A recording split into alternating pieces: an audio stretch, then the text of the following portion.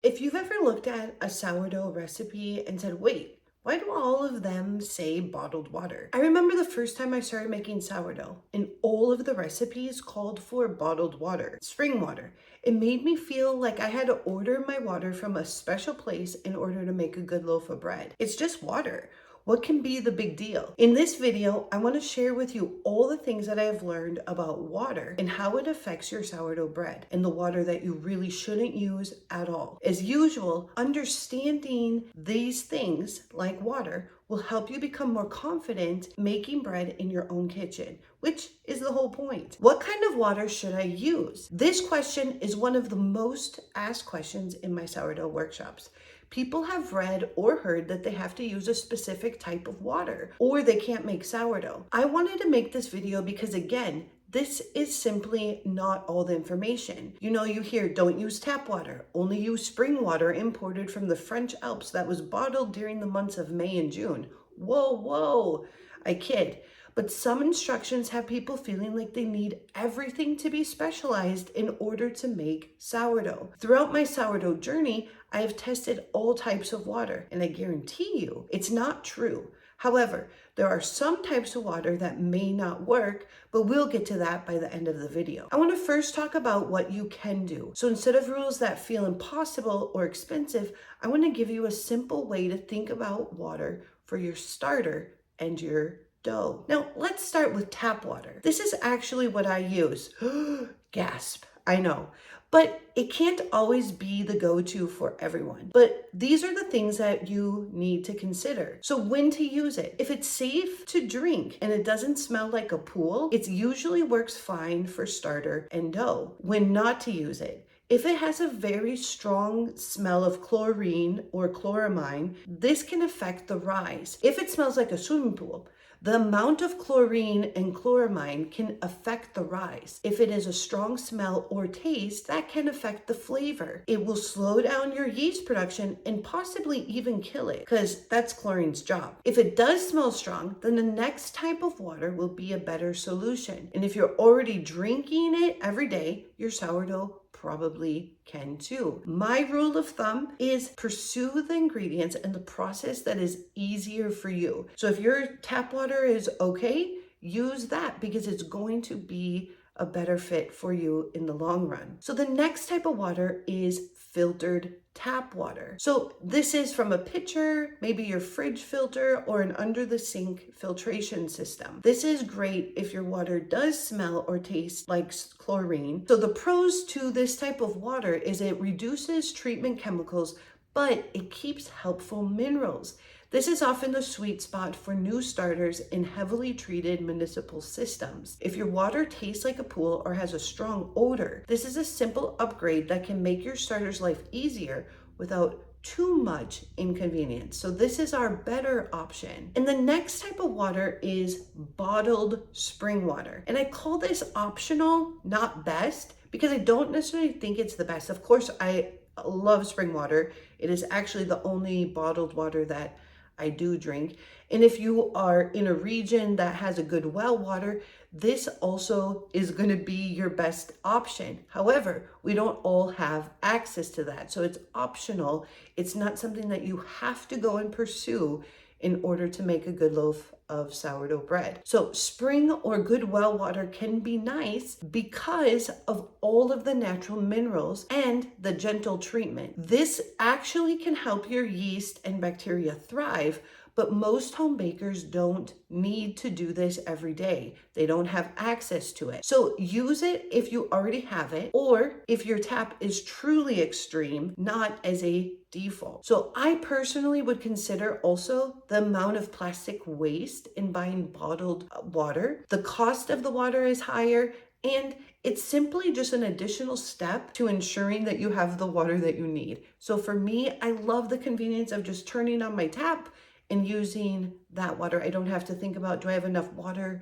to make all of my bread? And I'm making over 100 loaves a week, and that would be a lot of water and an additional expense that I like to avoid. But again, this is an optional tier. It's great if you already have it, but I don't want this to be a barrier between you and your ability to make good bread. Now, the next section are the types of water that I would not use at all. The first type of water is distilled water. So the process of distilled water is that all minerals, everything has been stripped away from this water. And you're like, wow, this is going to be like the cleanest and purest water. But we as humans need water we need our minerals in our water to function, to hydrate us.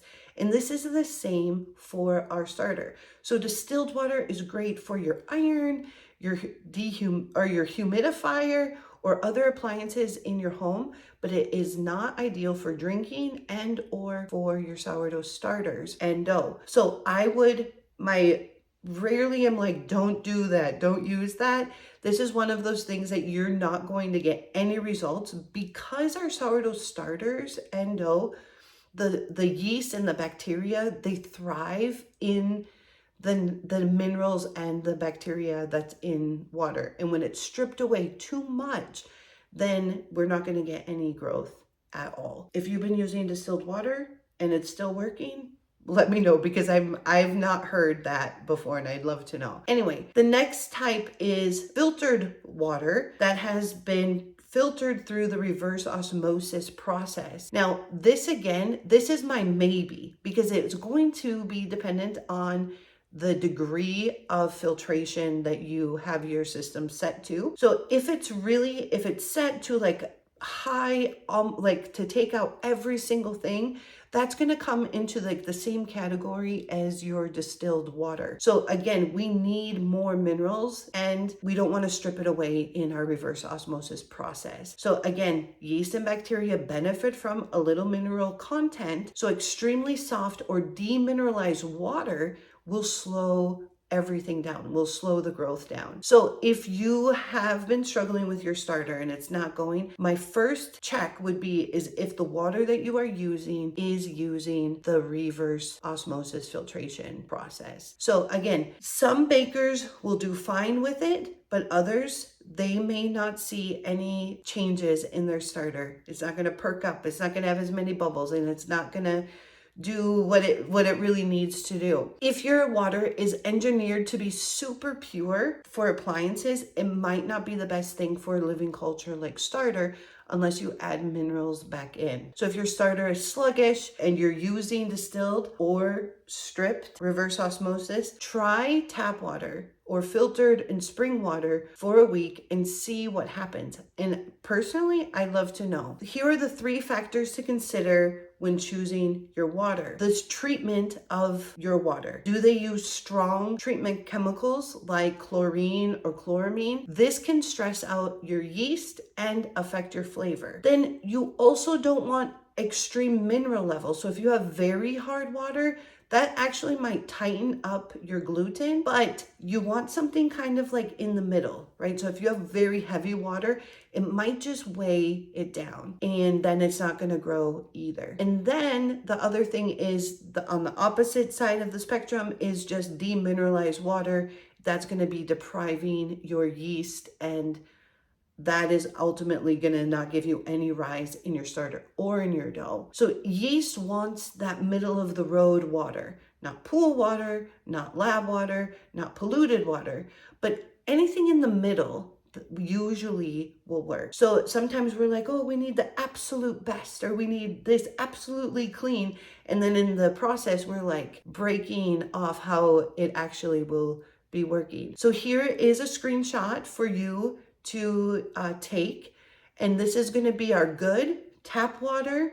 If you feel safe drinking it, then you're good to go. And then our better, which is filtered tap, if your water smells or tastes strong, or your starter is just getting started, this might be a good option for you. Optional is spring or good well water. So you don't need to go too far for water. So it's not going to make that big of a difference in your sourdough bread. You'll still get good bread using filtered tap water. And then our never distilled and maybe reverse osmosis. So it depends on how much that has been processed. My rule of thumb is that always start with what is the most convenient for you and make adjustments on the way. This is the same, the water, salt, flour. Use what you have, and then if you're not getting that rise that you want out of your starter or out of your dough, then you can make adjustments and then go up to the next tier and see the results from that. But if you already have spring water, use that. If the municipal tap water is convenient for you, do that. And once you try it, then we're going to observe how our starters and our dough are functioning.